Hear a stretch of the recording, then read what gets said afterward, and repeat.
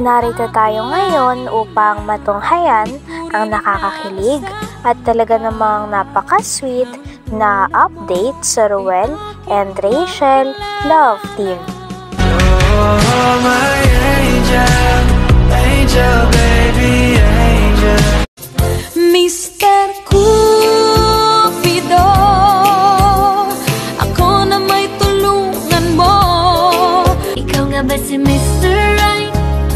Ikaw nga ba love of my life? Bakit di na lang tutuhanin ang lahat? Sa pagpapatuloy ng ating istorya ay magkasama nga si Kuya Ruel and Miss Rachel. Nakita nga ni Kuya Ruel na malungkot at tulala si Miss Rachel noon sa sasakyan, kaya tinanong niya kung anong nangyari.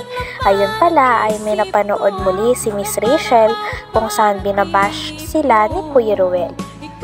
Kaya nga nung nakita niya si Miss Rachel na ganito ay talagang cheer up niya at sinabi niya kay Miss Rachel ang mga bagay na dapat hindi niyang ikalungkot. Sabi niya nga ay dapat hindi daw talaga nila intindihin ng mga bashers sapagkat ang atensyon nila ay napakamahal daw at nararapat lamang daw sa Diyos, sa pamilya at para sa isa't isa. Sabi din ni Miss Rachel ay hindi naman daw talaga siya naapektuhan. Medyo nalulungkot lang daw siya doon sa narinig niya sa isang babae na nag-react sa kanila. Sabi pa nga ni Miss Rachel ay nakakalungkot daw sapagkat kapwa babae niya pa ang manghihila sa kanya pababa. Babae din daw yon. Kaya ang problema ay wala daw siyang respeto sa babae na katulad ni Miss Rachel. Iwas-iwasan po natin mga bash po mga kalingap, no? Kung ano pong ginagawa namin, wala na po kayong pakialam doon. Sino ba yung reactor na yan? Ganood po niya.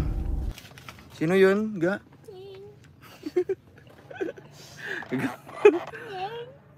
Si Ballpoint po. Huwag mo nang panoorin yun. Grabe kasi sinabi nung isang babae. Oo. Ah, nag-react lang siya. Parang pinagtanggol lang ako. Pinagtanggol ka lang. Ah, okay po. Tapos, ano palang comment ng isa? Iyan mo na, huwag mo na basahin. Sabi kasi, grabe kasi sabi. Na ano ko na daw yung ano mo. Alam mo na yun. Na ano? Huwag kang papa-stress niyan, ga. Huwag mo ibaba yung level mo sa kanila. Alam ko, kasi hindi ko naman ginagawa yun. Oo, Ano nga. naman kung nakadikit ako. Kaya nga, di ba? Bakit? Mas didikitin pa natin. Di ba? Alam ko nakadikit ako, anong problema? Ganyan.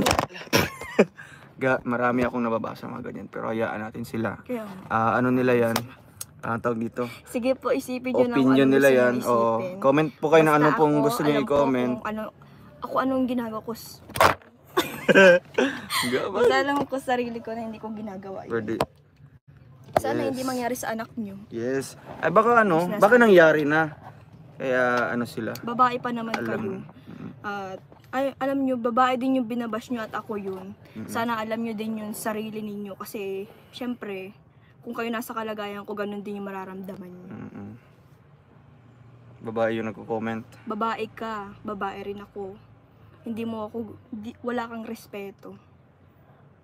Oh, sige dikit ka pa ga, para mas lalo siyang mainis. Joke lang Kung po. sino ka man, si Lord na bahala sa'yo. Huwag niyo pakialaman ang Rochelle. Grabe po, no. Maano po Dami po akong nababasa ding mga pambabash po mga kalingap, no, sa aming dalawa. Pero di ko na lang po pinapansin. Kasi ano pong mapapala ko po kung papansinin ko po sila isa-isa. Mas binibigyan ko po sila ng attention, no. Happy sila kung bibigyan ko sila ng attention ko.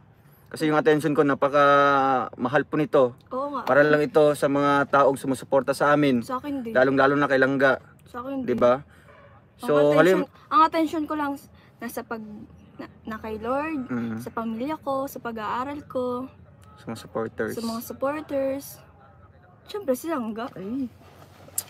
Wala din mga kalingap. So ayun, kung magbabash man kayo, so sorry na kayo, hindi po kayo namin papansinin. Hindi namin ugali na ano. Pero okay lang, more bashing, more Kasi mas lalo po kaming namomotivate, mas lalo po kaming gaganahan sa aming ginagawa, no? Kasi andyan po kayo. Di ba po? May isang dating bash, pero grabe yung pambabash sa akin. Ate Nung mo. nakita ko. Hello. Grabe. Shoutout na lang sa'yo. Grabe at napakagaling nga ni Kuya Ruel at talagang pinaparamdam niya kay Miss Rachel na wala itong dapat ikabahala at dapat hindi na nila pansinin ng mga bashers sapagkat kahit anong mangyari, kilala naman daw nila ang isa't isa lalo na ang kanilang sarili. Kung naiinis daw sila dahil sobrang dikit ni Kuya Ruel at Miss Rachel, ay mas talang didikitan pa daw nila para manggigil daw ang mga bashers sa inis. Kumbaga hindi daw talaga nila papansinin at ipaprioritize ang mga bashers. Sa kabaliktaran pa nga kanilang gagawin, mas lalo pa nilang iinisin.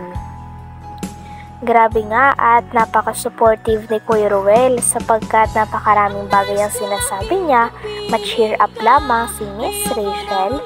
Kaya natutuwa din si Miss Rachel dahil napapagaan ni Kuya Ruel ang kanyang nararamdaman.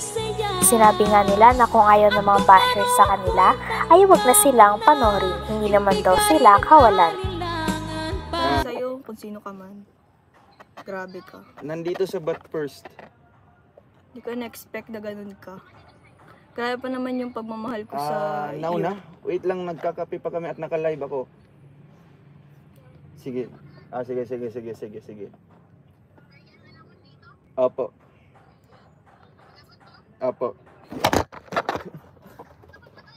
Sige. Pasensya na po. Pandawin mo. Walang maayos na lalagyan. So, ayan. So, grabe po, mga kalingap. No, grabe ga, ang dami ng mga bashers. Pero, para sa amin, wala lang po yan. Dikit pa rin po ako. Kahit anong gawin nyo. Oo. Kasi po, para sa amin, mga kalingap, no? Wala na. Alam po namin ang limitasyon yes po. namin. At And hindi isa po din, namin ginagawa yung iniisip nyo. baka po, Baka kayo po nangyari na ginagawa po sa nyo. inyo. Kaya po nakapagsabi po kayo ng ganoon sa kapwa-tao. No, Tsaka hindi ko na-experience po nila. sisirain ng tiwala ng papa ko. Yes, syempre ako din, no. Kaya po mga kalingap, grabe po. Ang pangit pati basahin ng mga ano. Kasi sa ngayon mga kalingap, no, comparison po ang nangyari ngayon, Kaya no. Ba't kailangan i-compare pa? Kung gusto niyo po sila, doon po kayo sumuporta. Huwag na po kayo mag-comment ng mga ano pa dyan, nakakasakit sa damdamin. Diba? Oo.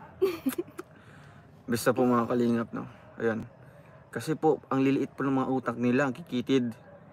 Ba't kailangan pang i-compare, sabihin nila doon, mabuti pa si ano, Huwag daw akong dumikit. Oo. Para saan ba? Bakit kailangan pong ganun? Mm. Tsaka nagpapakatotoo lang naman po kami. Yes po. Kung di niyo po matanggap, alis po kayo dito. Kaya nga po, di ba, vlogger po.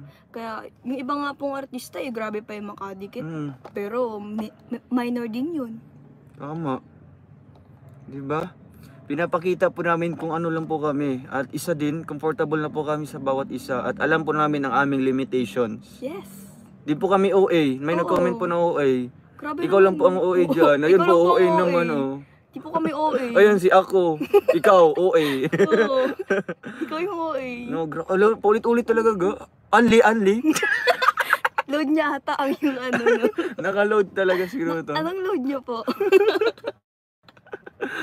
Ayun o. Basta ako, hintayin ko na lang kayo ng magkatuluyan. Ayan po mga kalingap. No? Ipakita nyo na masaya kayo habang sila ay ma-high blood. Oy, yes po.